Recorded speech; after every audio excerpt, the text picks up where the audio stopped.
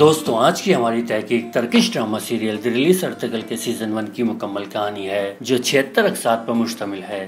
اسے نہایت مختصر انداز میں پیش کیا جا رہا ہے جس کا مقصد اس سبق آموز ڈرامے کو ان لوگوں تک پہنچانا ہے جو طویل وقت نہ ہونے کے باعث اب تک نہ دیکھ پائے اور جو دیکھ چکے ہیں ان کی کہانی بھی تازہ ہو جائے۔ دوستو اگر آپ کو ہماری تحقیق پسند آئے تو اسے سپورٹ کرنے کے لیے چینل کو سبسکرائب کر دیں، یہ بالکل فری ہے، اور اگر چاہیں تو برابر میں لگی گھنٹی بھی بجا دیں۔ تو آئیے آج کی ویڈیو شروع کرتے ہیں۔ 13ویں صدی عیسوی میں ترک کائی قبیلے کے سردار سلمان شاہ کے 4 بیٹے تھے۔ سب سے بڑا بیٹا سارم جو اس وقت لاپتہ تھا، دوسرا بیٹا گندودو اور اس کی بیوی سلجان خاتون، تیسرا بیٹا ارطغرل اور چوتھا بیٹا دوندار۔ دوستوں یہ ڈرامہ سلمان شاہ کے تیسرے بیٹے ارطغرل غازی پر ہے۔ سلمان شاہ کی بیوی آئمہ خاتون قبیلے کی خواتین کی سربراہ ہیں جو کپڑا سازی کے ہنر میں نہایت مہارت رکھتا ہے۔ کہانی کا آغاز اس وقت ہوتا ہے جب ارطغرل اپنے 3 دوستوں کے ساتھ شکار کے لیے جنگل کی طرف روانہ ہوتا ہے۔ اس کے تینوں دوست ترگت، بامسے اور روشان جو نہ صرف ارطغرل کے ساتھ بے حد وفادار ہیں بلکہ نہایت بہادر جنگجو بھی ہیں، ساتھ روانہ ہوتے ہیں۔ ارطغرل جنگل میں شکار کے دوران ایک ہرن کا پیچھا کرتے ہوئے اس جگہ جا پہنچتا ہے جہاں صلیبی سپاہی 3 افراد کو قیدی بنا کر لے جا رہے ہوتے ہیں۔ ارطغرل اس کے ساتھی یہ جانے بنا کہ یہ لوگ کون ہیں نہایت بے جگری سے لڑتے ہیں اور تمام صلیبیوں کو ٹھکانے لگا کر ان قیدیوں کو قبیلے لے آتے ہیں۔ لڑائی کے دوران صلیبیوں کے کمانڈر ترتش کا بھائی بھی مارا جاتا ہے۔ قیدی جو سلجوق سلطنت کے شہزادے ہیں اپنی اصلیت چھپاتے ہیں اور خود کو تاجر بتاتے ہیں۔ ارطغرل قیدی میں موجود لڑکی حلیمہ کے پیار میں گرفتار ہو جاتا ہے۔ کائی قبیلہ ان قیدیوں کی وجہ سے مشکلات میں پڑ جاتا ہے۔ علاقے کا سلجوق کمانڈر کارا تویگر ایک ظالم اور غدار شخص ہے جو صلیبیوں سے ملا ہوا ہے۔ کارا تویگر کو جلد پتہ چل جاتا ہے کہ یہ کام کائی قبیلے کا ہے۔ وہ فوراً سلمان شاہ سے قیدیوں کے حوالے کا مطالبہ کر دیتا ہے۔ سلمان شاہ روایات کی وجہ سے قبیلے کی پناہ میں آئے قیدیوں کو حوالے کرنے سے انکار کر دیتے ہیں۔ سلمان شاہ کا بھائی کردوغلو قیدیوں کو حوالے کرنا چاہتا ہے جبکہ ارطغرل حلیمہ کی وجہ سے صاف انکار کر دیتا ہے اور اس کے لیے کسی بھی نتیجے کو بھگتنے کے لیے تیار ہو جاتا ہے۔ کردوغلو کارا تویگر سے ساز باز کرتا ہے اور قبیلے کی سرداری کے بدلے قیدیوں کو حوالے کرنے کا یقین دلاتا ہے۔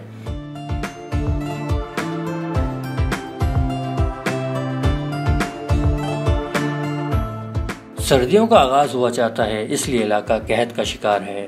گندودو قبیلے کو سلجوق سلطنت کی دارالخلافہ علب کے پاس زمین لے کر آباد ہونے اور اس کے بدلے سلطان العزیز کو اپنی سپاہیوں کی وفاداری کا یقین دلانے کا مشورہ دیتا ہے۔ تمام سردار اس مشورے کی حمایت کرتے ہیں لیکن اس کام کے لیے سلمان شاہ گندودو کے بجائے ارطغرل کو سلطان کے پاس بھیجنے کا فیصلہ کرتے ہیں جو گندودو کو نہایت ناگوار گزرتا ہے۔ کردوغلو گندودو کی ناراضگی کا فائدہ اٹھانے کی کوشش کرتا ہے اور اسے باپ کے خلاف بھڑکا دیتا ہے۔ ماہ سفر کے دوران ارطغرل کی ملاقات ابن عربی سے ہوتی ہے جو نہایت عظیم فلسفی اور دانشور ہیں۔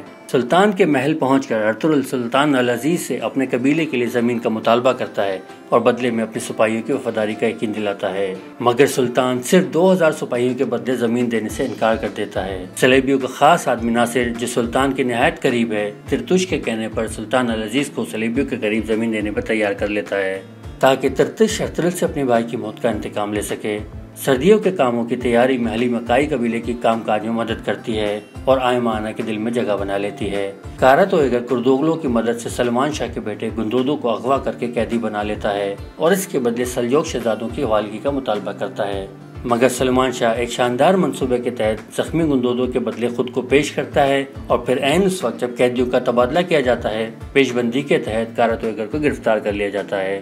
ادھر گندودو کی بیوی سلجان خاتون سلمان شاہ سے اپنی باپ کی موت کا بدلہ لینے کے لیے کردوغلو کی مدد کرتی ہے۔ کردوغلو کی اطلاع پر ترتش گھات لگا کے کارا تویگر کو اس وقت رہا کرا لیتا ہے جب اسے سلطان کے پاس بھیجا جا رہا ہوتا ہے۔ آہستہ آہستہ ارطغرل کو بھی اندازہ ہو جاتا ہے کہ جو قیدی اپنے آپ کو تاجر کہتے ہیں وہ تاجر نہیں بلکہ سلجوق سلطنت کے شہزادے نعمان اور اس کے بچے ہیں اور حلیمہ ایک سلجوق شہزادی ہے۔ ترتش کائی قبیلے کو نقصان پہنچانے کی ہر ممکن کوشش کرتا ہے۔ اس مقصد کے لیے کردوغلو اور سلجان خاتون اس کی بھرپور مدد کر رہے ہوتے ہیں۔ سلمان شاہ ایک موذی بیماری میں مبتلا ہے جسے وہ سب سے چھپانا چاہتا ہے۔ جب کردوغلو کو اس بارے میں علم ہوتا ہے تو وہ ایک تیر سے 2 شکار کرنے کا منصوبہ بناتا ہے۔ منصوبے کے تحت وہ خود سلمان شاہ کو اس طرح قتل کرنے کی کوشش کرتا ہے کہ اس کا الزام گندودو پر لگے، مگر ناکام ہو جاتا ہے۔ اس کے بعد وہ حلیمہ اور اس کی فیملی کو بھی اغوا کرنے کی ناکام کوشش کرتا ہے۔ ارطغرل حلیمہ کے ساتھ سلطان سے معاہدے کے لیے علب روانہ ہو جاتا ہے۔ راستے میں ترتش صلیبیوں کے ساتھ حملہ کر دیتا ہے۔ اس حملے میں حلیمہ ایک تیر لگنے سے زخمی ہو جاتی ہے۔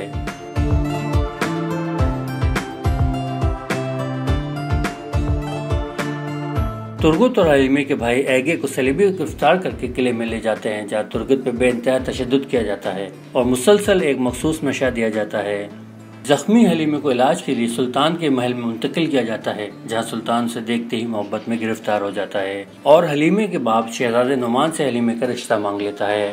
شہزادہ نعمان اقتدار کی لالچ میں رشتہ قبول کر لیتا ہے۔ ادھر صلیبی کوڑی عورتوں کے ذریعے کائی قبیلے میں کوڑ کا لا علاج مرض پھیلا دیتے ہیں، جس کی وجہ سے مجبوراً بیماروں کو چھوڑ کر قبیلے کو وہاں سے کوچ کرنا پڑتا ہے۔ ادھر سلطان اپنے معاہدے کو توڑ کر ارطغرل کو زمین دینے سے صاف انکار کر دیتا ہے، جبکہ قبیلے کے لوگ نئی زمین کے لیے روانہ ہو چکے ہیں۔ مجبوراً انہیں ایک عارضی جگہ قیام کرنا پڑتا ہے۔ سلطان کے وزیر اعظم شہاب الدین کا سر ناصر کے ایک سازش کی وجہ سے قلم کیا جا رہا ہوتا ہے۔ ارطغرل اور اس کے ساتھی عین موقع پر پہنچ کے شہاب الدین کو بچا لیتے ہیں۔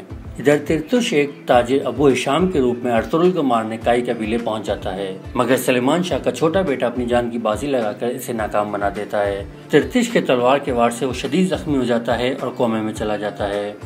ادھر حلیمہ اس شرط پہ کہ اگر سلطان اس کے چھوٹے بھائی کو صلیبیوں سے بچا کر لے آئے تو اس سے شادی کے لیے تیار ہو جاتی ہے۔ یہ کام نہایت مشکل نظر آتا ہے، مگر سلطان کا خاص ملازم جو صلیبیوں کا وفادار ہے یہ کام بآسانی کر دیتا ہے اور حلیمہ کو اس کا بھائی مل جاتا ہے۔ سلجوقی سلطنت کا وفادار جاسوس آفشین یہ بات جانتا ہے کہ حلیمہ کا باپ طاقت حاصل کرنے کی سلجوقی سلطنت سے غداری کر کے ایوبی سے ہاتھ ملانے کے لیے جا رہا ہے، اس لیے اسے خفیہ طور پر قتل کر دیتا ہے۔ سلجان خاتون ایک جادوگرنی کی وجہ سے اپنے بچے کو کھو دیتی ہے، مگر اس کا الزام آئیگس پر لگا دیتی ہے۔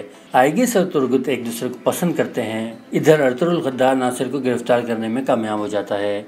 صلیبی ترگت کو بدترین ٹارچر اور نشے کے زیر اثر ارطغرل کے خلاف استعمال کرنے کی منصوبہ بندی کرتے ہیں۔ کردوغلو بھی ان کے ساتھ شامل ہو جاتا ہے۔ صلیبی کارڈینل اپنے خاص آدمی کو ابن عربی کو قتل کرنے کا مشن دیتا ہے، مگر عین اس وقت جب وہ انہیں قتل کرنے ہی والا ہوتا ہے ارطغرل پہنچ کر انہیں بچا لیتا ہے۔ ارطغرل کارڈینل کو گرفتار کرتا ہے اور اس کے بدلے ترگت کو رہا کراتا ہے۔ منصوبے کے تحت صلیبی یہی چاہتے تھے۔ ترگت نشے کی وجہ سے اپنے حواس کھو چکا ہے اور ارطغرل کو چاقو کے وار سے زخمی کر دیتا ہے۔ عین اس وقت جب وہ ارطغرل کو ختم کرنے ہی والا ہوتا ہے کائی سپاہی وہاں پہنچ جاتے ہیں اور ترگت کو گرفتار کر لیا جاتا ہے۔ کردوغلو زخمی ارطغرل کو قتل کرنے اپنے خاص آدمی کو شفا والے خیمے میں بھیجتا ہے، مگر عین وقت پر سلجان خاتون کی بہن یوکچے سے بچا لیتی ہے، مگر خود زخمی ہو جاتی ہے۔ یوکچے ارطغرل سے بچپن سے پیار کرتی ہے اور اسے شادی کرنا چاہتی ہے۔ کردوغلو صلیبیوں سے سودا کرتا ہے اور ان کی دی ہوئی دولت سے سرداروں کو خرید کر خود سردار بننے کی کوشش کرتا ہے، مگر سلمان شاہ ایک نہایت شاندار چال کے ذریعے اسے ناکام بنا دیتا ہے۔ کردوغلو گندودو کی وعدہ خلافی کی وجہ سے سخت ناراض ہوتا ہے اور اس کو زہر دے دیتا ہے، جس سے وہ بڑی مشکل سے جاں بحر ہوتا ہے۔ کردوغلو ہر طرف سے ناکامی کے بعد آخری چال چلتا ہے اور سلیمان شاہ اور آئمانہ کو گرفتار کر کے سرداری والے خیمے پر قبضہ کر لیتا ہے۔ ساتھ ہی وہ ترگت کے ذریعے سلیمان شاہ کے قتل کا منصوبہ بھی بناتا ہے۔ صلیبی ارطغرل کو گرفتار کرنے میں کامیاب ہو جاتے ہیں۔ ترتش ابن عربی کا دیا وہ صندوق حاصل کرنا چاہتا ہے جس میں اہم نشانیاں ہیں۔ اس وقت کارڈینال کا وہ خاص آدمی جو ابن عربی کے ہاتھوں مسلمان ہو چکا ہوتا ہے ارطغرل اور اس کے ساتھیوں کو بچاتا ہے۔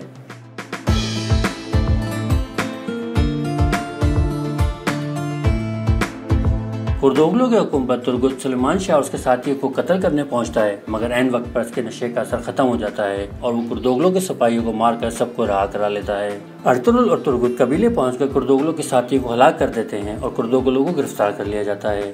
جرگے کے فیصلے کے بعد کردوغلو کو غداری کے جرم میں سزائے موت دے دی جاتی ہے۔ اس طرح غدار اور قبیلے کے لیے سازشیں کر کے مشکلات میں ڈالنے والے کردار کا خاتمہ ہو جاتا ہے۔ کردوغلو کی موت کے بعد صلیبی خود براہ راست قبیلے کو برباد کرنے کا منصوبہ بناتے ہیں۔ اس مقصد کے لیے وہ ایزادورا اور کارڈیس کو استعمال کرنا چاہتے ہیں۔ ایلانورا اور ایزادورا دونوں بہنیں ہیں جو اپنے باپ کی تلاش میں ہیں۔ ان کے باپ کو مسلمان ہونے کے جرم میں پیتروچو نے برسوں سے زندان میں ڈالا ہوا ہے۔ جیسے ہی ایلانورا باپ تک پہنچتی ہے اسے قتل کر دیا جاتا ہے۔ ایزادورا بہن کی موت کے بعد بغاوت کر دیتی ہے اور پیتروچو کو زہر میں بھجے چاقو سے زخمی کر دیتی ہے، جو اسے ہمیشہ کے لیے معزول کر دیتا ہے۔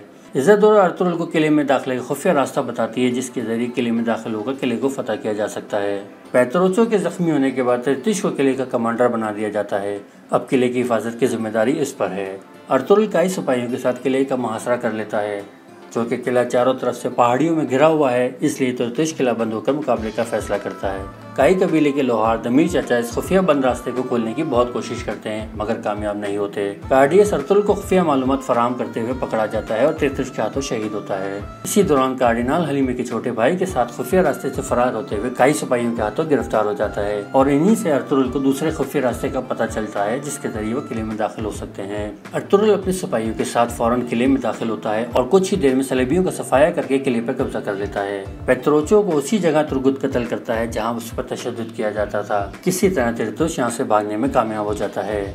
सैलजान खातून अपने तमाम गुनाहों का एतराफ़ कर लेती है जिसकी वजह से सब इससे नफरत करने लगते हैं मगर जल्दी उसे माफ़ी मिल जाती है जब वो अपने शौहर को तिरतुश के तीर से बचाती है।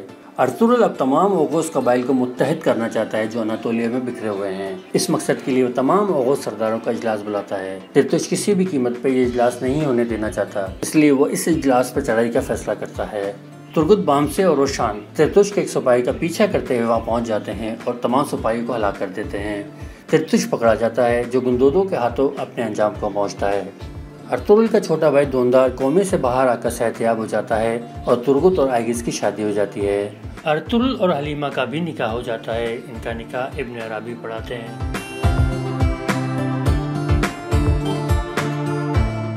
सुल्तान अल-अजीज भी खुद काई कबीला आकर अपनी हिमायत का ऐलान कर देते हैं।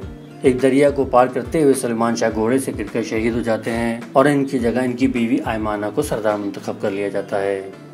दोस्तों, ये थी Turkish drama serial the release Ertugrul के सीजन 1 की मुकम्मल कहानी। अगर आपको हमारी तहकीक पसंद आई तो हमें सपोर्ट करने के लिए चैनल को सब्सक्राइब कर दें, ये बिल्कुल फ्री है, और अगर चाहें तो बेल के बटन को भी दबा दें। अपनी अगली तहकीक तक इजाज़त दीजिए। अल्लाह हाफिज़।